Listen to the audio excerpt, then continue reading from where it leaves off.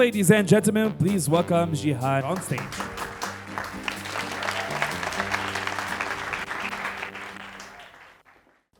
أبجد هوز حتي كلم صعفص قرشت. You have probably heard this before. You may have repeated it. And then you moved on. But I didn't. Let me take you back to where it all started. As a young architecture student, working on my final year project, a museum of Lebanon throughout history, I began exploring the many phases this region went through, from ancient civilizations to Greeks, Romans, to the Byzantine period, the Arabo-Islamic era, the Crusaders, the Ottoman period, the French Mandate, until our present day today. I was diving into history before I could even shape a design. And then I found myself completely stuck, not because of the design, but because of the clash this project has created among my instructors. And this clash was because of the identity of the Museum of Lebanon. Was it Phoenician? Was it Arab? So before I could design anything, I had to answer something I didn't even know it existed before. Who are we? Not only as individuals, but as cultures, as histories, as people. Who are we? Are we this or that, defined by one origin or shaped by many? I didn't get the answer back then. I finished the project, I graduated, but the question remained. Years later, many years later, while I was alongside my work as an architect, I began designing items inspired by heritage to preserve our roots. And the item I was working on was inspired by Byblos, Jbeil, one of the oldest continuously inhabited cities in the world. And when we say Byblos, we immediately think of the alphabet. I was drawn to it, the Phoenician alphabet, and I wanted to understand it. And I wanted to weave it together with the Arabic alphabet into one piece. And my intention was simple. I wanted to celebrate the richness and diversity of our heritage, not realizing that underneath this diversity, there is a link connecting these alphabets together. And this brings me back to the first sequence I started my talk with. أبجد هوز حطي كلم صافص قرشت. This sequence is not random. It's a sequence of ancient letters, what the linguists call the Semitic language family. And underneath it, we have the Phoenician, the Arabic, the Hebrew, and many other languages, all written from right to left.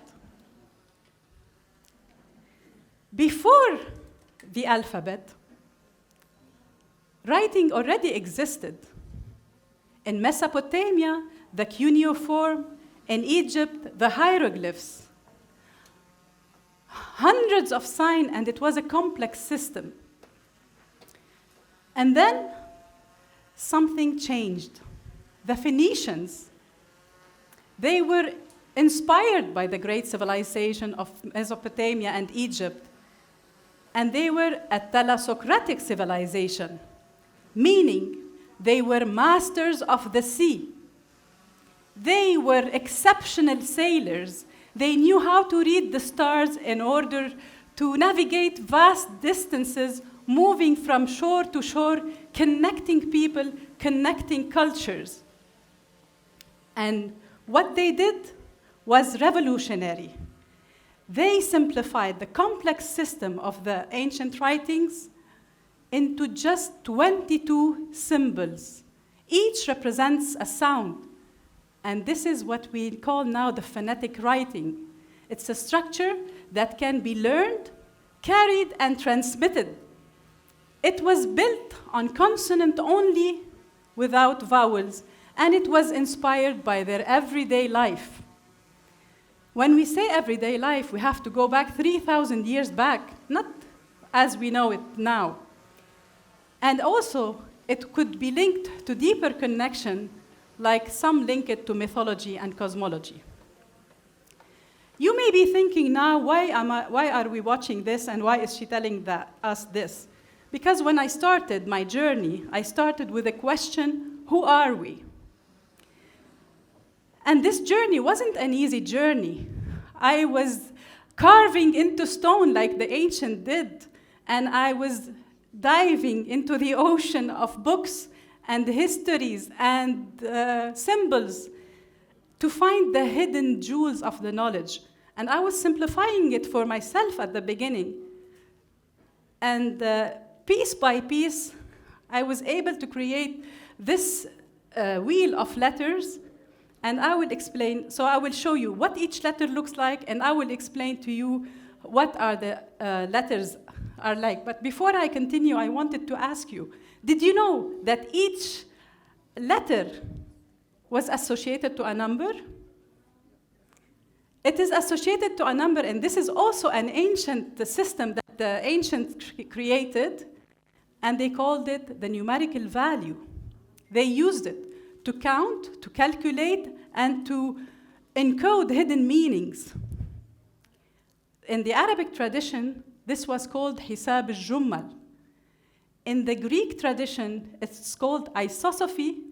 In the Jewish tradition, it's called gematria. Even in our day-to-day, we still use it, and we call it numerology. Let's start with the first letter. The first letter was inspired by their everyday life, and it's inspired by the ox head. The ox head, if you notice, the two horns and the muzzle. And it's the first letter and numerical value 1. Also, the deeper interpretation of this letter, meaning awlaf, the return of the sun in the cycle. The second letter is bait.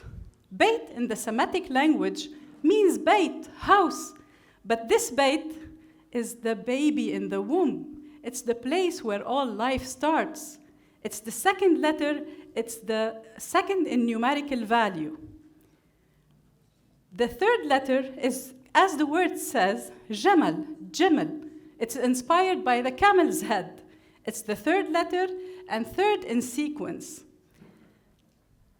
The fourth letter, dalit. In the Semitic language, dalit means door. And it's not just a door, it's a gate and passageway of gods to earth. And this forms the first part of abjad. Abjad, a, ba, ja, da, as its sound and phonetic. The he means ha, hawa. It's the life force. It's the fifth letter, and it's 5. If you notice in Arabic, 5 also is the number 5. Wow, they were fishermen, and this is the fisherman's hook. They used to fish. And it's the 7th letter, it's called zain. It is zain and 7 letter, also a numerical value, a sword. So how was he, wow, zain? That's now het. Het, also as the word says, it's height. We still use the word today. It's a fence. It's the 8th letter, 8 in numerical value. Tet is the fisherman's basket. They were fishermen, again, and this is the fisherman basket. Yod. Yod is the hand, as it is, and we still use the word yad today. It's the 10th letter, it's a 10 in numerical value. So this is now hatti, het, tet, yod. We reach to number 10. And now it's the letter kaf. Kaf, as the word says, kaf, it's the palm. And it is the 11th letter, and it's in numerical value, it's 20, because we start counting in tens. After 1 to 10 yod, 10 to 100, but this kaf is 20 in sequence.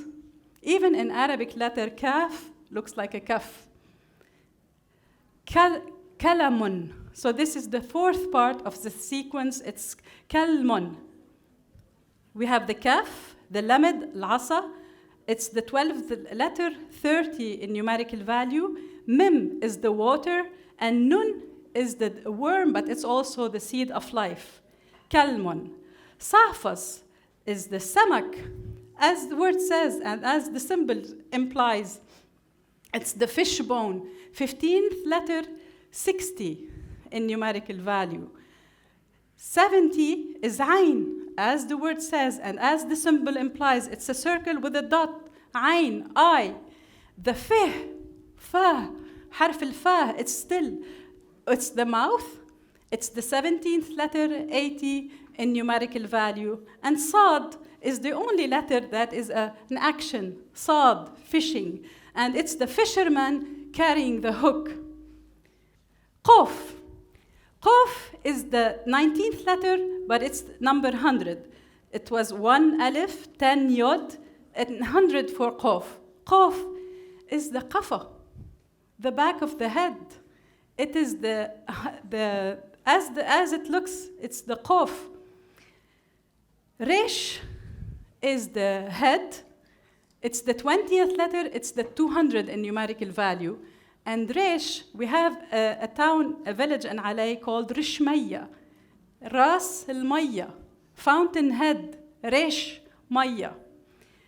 Shin is the tooth, and it's the 21th letter, 300 in numerical value. Tau is the cross, is the mark. It's the last letter in the Semitic sequence, Old Phoenician letter. It's the 22nd. The Greeks adopted and adapted these letters as they are. In their ancient tradition, they say that the prince Qadmus went from Tyre looking for his sister Europa, kidnapped by their Greek god Zeus, and he took the letters as they are to them. So these are the outside are the Greek letters, and what happened is Alif became Alpha, Bet became Beta, Alif, Bet. The two letters still echoing from the 3,000 years back. This is alphabet. It started with this sequence of letters. And even in the Latin, and even the English that we're speaking today, we have the 26 letters. They added 4 letters, they added vowels, and they reorganized the letters. Alif, the ox head, flipped and became A. Bet kept the B. KLMN almost stayed the same if you even notice the shape of it.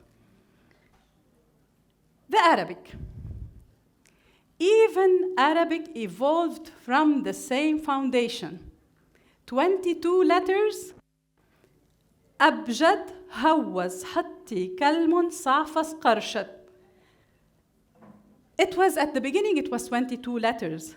But in the ancient, in the 7th, 8th century, during the Islamic period, manuscripts were not dotted. They added dots, and they added the 6 extra letters, ثخذ ضضغ. And what happened is that when we reached the 22nd letter, it was 400. With ثخذ ضضغ, they added 500, 600, 700, 800, 900 to 1,000, as if it was completed. So from Abjadiyya, Abjad Hawaz, we moved to Alif Ba'iyya. Alif Ba Ta Tha. They reorganized the letters as per the shape of it. Alif Ba Ta Tha, they look the same, Ja Ha Kha, and that's how it is. Throughout my work as a designer, I worked with many elements: a window, a door, a letter, and my aim was never to reshape them, It was to highlight their value and preserve what they carry. And once we appreciate the value, we begin to tell their story. Their story, his story, history. I'm telling my story, and I call myself a storyteller because I'm telling history. And this is how heritage stays alive when we tell the story. So today, we traveled across empires, across letters, across words, and across sounds. From ancient civilizations like Mesopotamia to Egypt, from the Phoenician to the Greeks to the Arabic that we're speaking today. The sequence of the 22 letters traveled across civilizations, across time, and across languages, not lost, not erased, but metamorphosed. The shapes have changed, but the foundation is the same. Each civilization receives, transforms, and passes on. Each has its beauty, its vibes, its voice. Maybe it's not about mine is greater, mine is older, mine is stronger or purer. And also it's not about, but it started here, not there, not there, it started here. Each, because underneath our differences, we have the same roots. And by remembering those roots, it doesn't take us backward. It brings us stronger. It brings us closer as we are all one. Thank you.